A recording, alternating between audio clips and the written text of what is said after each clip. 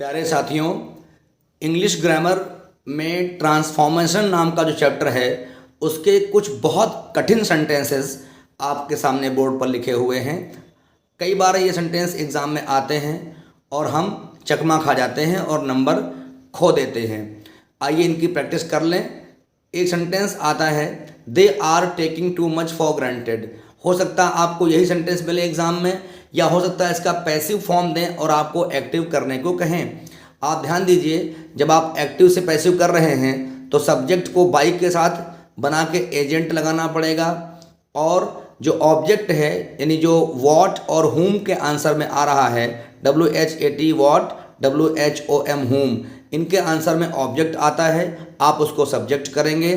तो लिखा they are taking too much for granted, यानी वे बहुत चीज़ों को हल्के में ले रहे हैं। तो टू मच ऑब्जेक्ट की भूमिका में है क्योंकि ये वॉट के रिप्लाई में निकल रहा है, इसको बनाएंगे सब्जेक्ट। आर टेकिंग का मतलब प्रेजेंट कॉन्टिन्यूअस टेंस है। प्रेजेंट कॉन्टिन्यूअस टेंस के सेंटेंस को जब पैसिव करेंगे तो BEING बीइंग का इस्तेमाल करना पड़ता है। पैसिव वाइज में हमेशा वर्ब की थर्ड फॉर्म का प्रयोग करना पड़ता है। तो टू मच के हिसाब से इज लग गया, फिर बीइंग लग गया, फिर टेक की थर्ड फॉर्म टेकन लग गई, और फॉर ग्रांटेड ऐसे का ऐसे उतार दिया गया। दे का बाय देम नहीं किया गया क्योंकि ग्रामर में ये नियम है कि हम एक्टिव जब पैसिव करते हैं तो बाई के साथ एजेंट नहीं लिखते हैं अगर वो किसी विशेष व्यक्ति को डिनोट ना कर रहा हो, या काम को करने वाला इतना क्लियर हो कि सब लोग जानते हों उसको, या वो इतना छुपा हो कि किसी को पता ना हो, या काम महत्वपूर्ण हो, किसने किया ये महत्वपूर्ण ना हो। तो ऐसी कंडीशन में दिया गया होगा सब्जेक्ट तो भी उसको हम नहीं लिखेंगे। तो क्या बन गया, too much is being taken for granted, यानी बहुत कुछ हल्के में लिया जा रहा है। और किसके द्वारा, ये दे नाम का जो व्यक्ति है ये कोई किसी स्पेशल पर्सन को डिनोट नहीं कर रहा है, इसलिए बाय देम लिखना बेकार होगा। एक सेंटेंस ऐसा आता है कि as soon as Varun sees me he touches my feet. यहाँ पर सीज और टचेज दिखा रहे हैं प्रेजेंट इंडेफिनिट टेंस। हो सकता है सी की जगह सॉ लिखा हो और जहाँ लिखा है टचेज वहाँ टच्ड लिखा हो तो पास्ट होता। और अगर शुरू करना हो इसको नो सूनर से तो क्या करेंगे, no sooner does Varun see me then he touches my feet. विशेष बात यह है कि जब आप डू डज डिड का प्रयोग करेंगे तो फिर उसके बाद आने वाली वर्ब को फर्स्ट फॉर्म में ही लाएंगे, सीज या सॉ का इस्तेमाल करेंगे तो सेंटेंस गलत होगा। नो सूनर से आपने शुरू किया है तो THAN देन का इस्तेमाल करना पड़ेगा, और अगर हार्डली या स्कैर्सली से शुरुआत करी है तो बीच में देन की जगह पर व्हेन होगा। तो साफ साफ उत्तर आ गया, no sooner does Varun see me then he touches my feet. अगर ये पास्ट में होता तो कुछ ऐसे होता कि no sooner did Varun see me then he touched my feet. ध्यान रखेंगे, डू डज डिड तीनों के बाद वर्ब की फर्स्ट फॉर्म ही लगती है। सेंटेंस नंबर 3 है, you should look after this boy properly. आपको इस बच्चे की, इस लड़के की अच्छे से देखभाल करनी चाहिए। इस सेंटेंस को भी पैसिव करना है। विशेष बात यह है कि आप कई बार क्या गलती करते हैं कि वर्ब से जुड़ा हुआ जो होता है प्रीपोजिशन, आप उसको पैसिव में लिखते नहीं हैं, यही मिस्टेक होती है। लुक के साथ जुड़ा हुआ है आफ्टर, इसको आप पैसिव करते समय भी नहीं हटा सकते। तो यहाँ पर यू सब्जेक्ट है, दिस बॉय ऑब्जेक्ट है, शुड एक मॉडल ऑक्सिलरी वर्ब है। Can, could, shall, should, will, would, may, might, must और ऑट टू, ये सब मॉडल ऑक्सिलरी वर्ब हैं। जब पैसिव करना होता है तो इनके बाद बी का प्रयोग करना पड़ता है।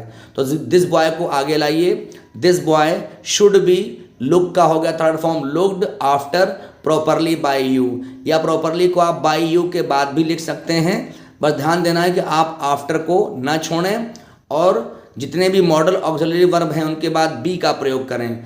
या अगर शुड हैव लिखा होता तो BEEN बीन का प्रयोग करना पड़ता, क्योंकि can, could, shall, should, may, might इत्यादि के बाद अगर हैव लिखा हो तो BEEN बीन का प्रयोग करते हुए वर्ब की थर्ड फॉर्म लगा करके हम सेंटेंस को पैसिव कर सकते हैं। सेंटेंस नंबर 4 लिखा है, should his fever go high give him these tablets. यहाँ शुड की वैल्यू इफ़ के बराबर है और बीच में लगा हुआ जो कॉमा है वो THEN देन की वैल्यू रखता है, यानी कि अगर उसका बुखार बढ़ता है तो उसको ये टैबलेट्स दे दीजिएगा। तो यहाँ पर हम शुड को इफ़ मान करके पढ़ेंगे तो क्या होगा, हमें अगर सेंटेंस को कहा गया कि आप अनलेस से शुरू करिए, तो आपसे गलती ये होती है कि जिधर तरफ आप अनलेस लिखते हैं वहाँ पर नॉट भी लिख देते हैं। ये मत भूलिए कि अनलेस में जो अन लिखा वही नेगेटिव वर्ड है, वही नॉट है। आपको वहाँ पर डू नॉट, डज नॉट या कोई तरह से नॉट शब्द का प्रयोग नहीं करना है। Unless his fever go high, अब यहाँ पर क्या करना पड़ेगा, गो की जगह गोस करना पड़ेगा, क्योंकि वहाँ शुड लिखा था तो गो चल गया था। यहाँ पर शुड हट चुका है, तो unless his fever goes high, यदि उसका बुखार ऊपर नहीं जाता है, don't give him these tablets, उसको ये टैबलेट्स मत दीजिएगा।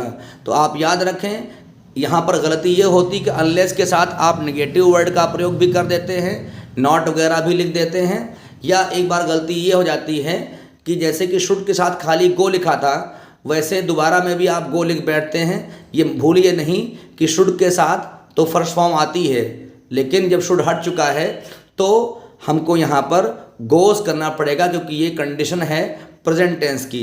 मतलब ये निकला कि यदि उसका बुखार नहीं बढ़ता है तो ये टैबलेट्स उसको नहीं दीजिएगा।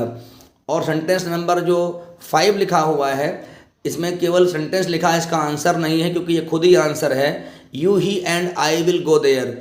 यू सेकेंड पर्सन का प्रोनाउन होता है, ही थर्ड का होता है और आई फर्स्ट का होता है। आई और वी ये प्रोनाउन होते हैं फर्स्ट पर्सन के, यू होता है सेकंड पर्सन का, ही शी इट एंड दे ये होते हैं थर्ड पर्सन के प्रोनाउन। ग्रामर का नियम ये है कि अगर एक सेंटेंस में 2 या 3 प्रोनाउन इकट्ठे लगाने पड़ते हैं तो शुरुआत में लगाना पड़ता है सेकंड पर्सन का प्रोनाउन जो कि यू होता है, फिर लाना पड़ता है थर्ड वाला, और थर्ड में ही शी इट या दे कोई भी हो सकता है, और फिर आता है फर्स्ट पर्सन जिसमें कि आई और वी होता है।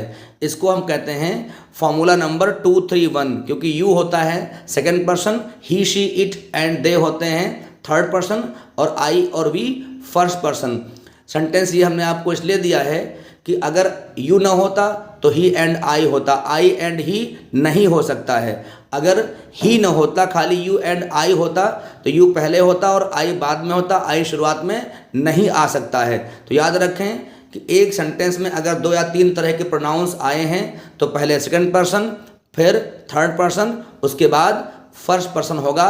इसलिए सही आंसर है you he and I will go there. तो इनकी प्रैक्टिस कर लीजिए, एग्ज़ाम में ऐसी गलतियाँ ना करिए और अपने हर चीज़ को ठीक से लिखिए, अच्छे नंबर पाइए। Best of luck.